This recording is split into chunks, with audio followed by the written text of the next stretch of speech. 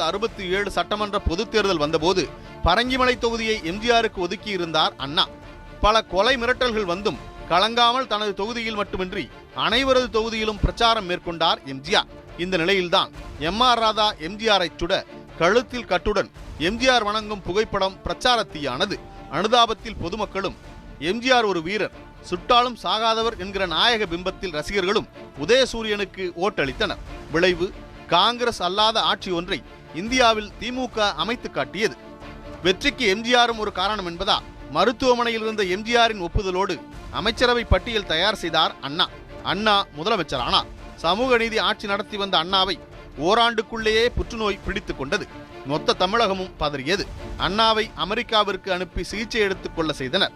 America போகும் முன் தான் படிக்க வாங்கி வைத்திருந்த ஒரு புத்தகத்தின் அட்டையை கிழித்து எம்ஜிஆருக்கு பரிசளித்தார் அண்ணா.